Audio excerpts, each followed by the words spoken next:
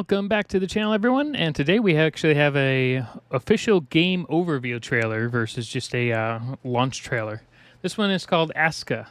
I think it's a survival game. So yeah, this is survival game number like I don't know, 26,347 this year.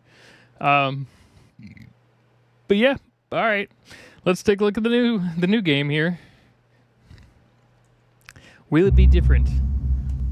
Oh, okay. It's a Viking colony management game. Only 1 to 4 player co-op. That's a little low. I'd expect it to be 1 to 4 like starting like for like like on the Xbox or the PlayStation, but PC you'd expect it to the servers to be a lot bigger. Now it has colony management, so this might have like a live NPC, so maybe it's a little bit different. But it looks like, Valheim.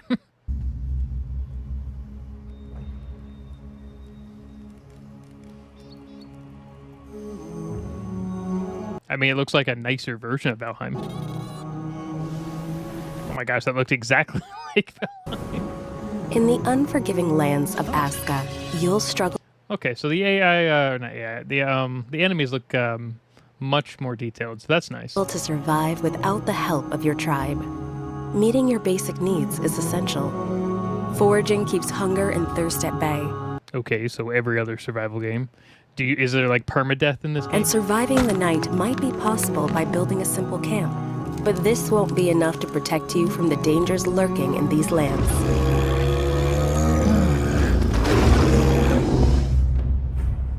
After being shipwrecked on this mysterious shore, it's up to you to reunite your lost tribe and carve out a new home.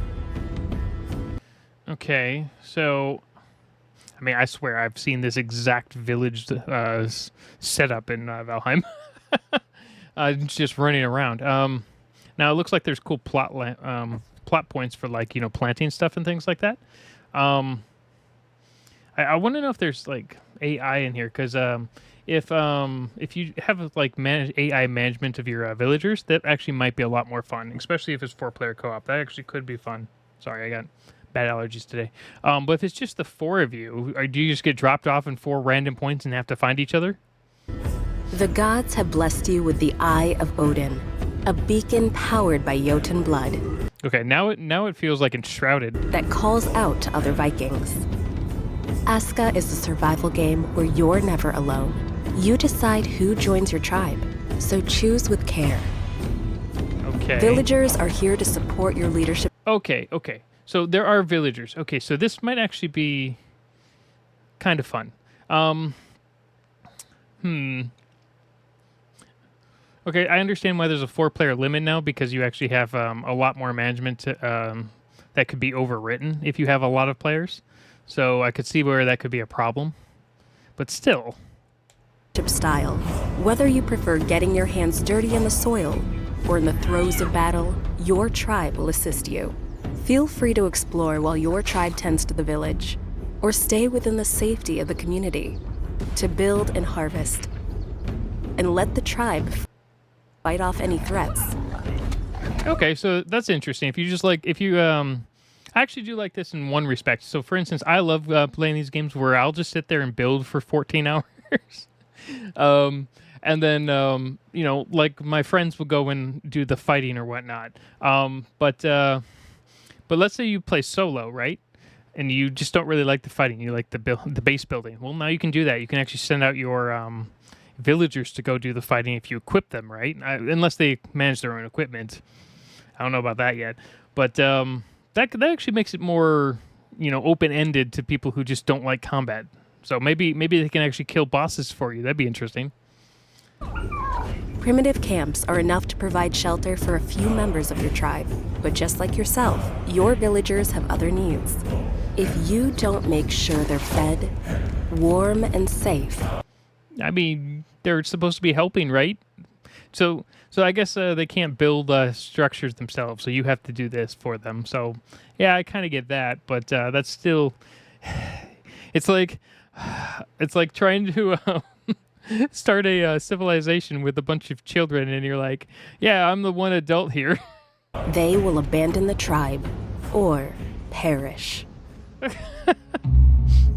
I mean, if you have dumb enough villagers that can't figure out how to sit underneath don't sit out in the rain and don't eat rocks for a living. I don't know. As their leader, your villagers look to you for guidance. Villagers will automatically start building when they join you. Each member of the tribe has their own traits, strengths, and... Okay, so they do start building to a degree themselves. Okay, that is good. It's just the way they described it in the beginning. It just sounded like they were idiots, but it sounds like they are somewhat self-sufficient.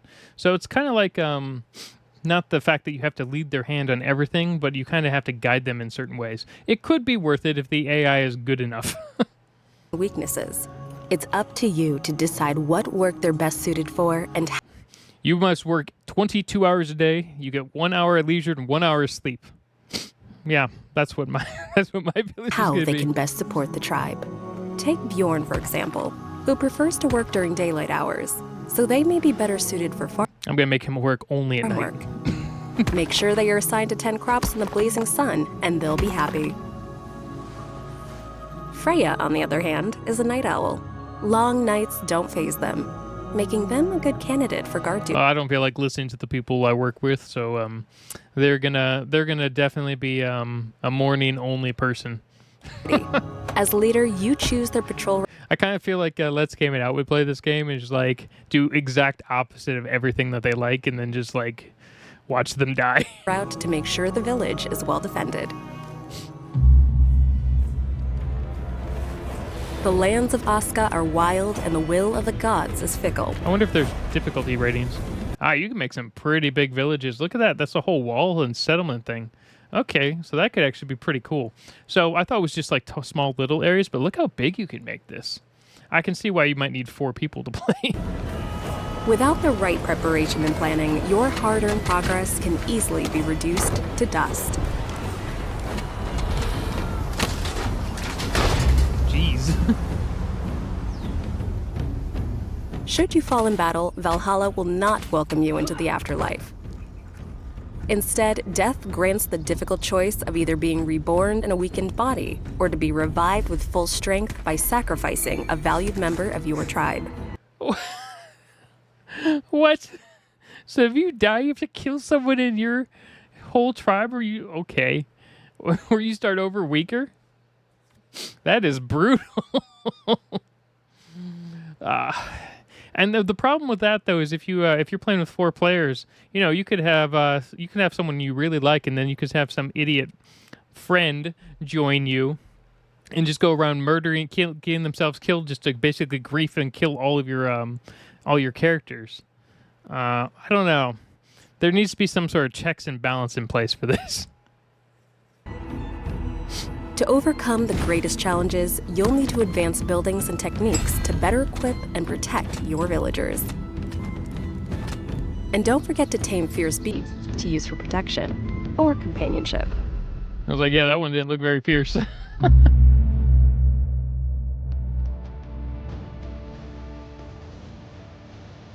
The world of Aska is filled with godlike promise and menace. Alone, you're destined to fail, but together with your tribe, and should you choose to, the aid of other players, you can overcome whatever trials the gods set in your path.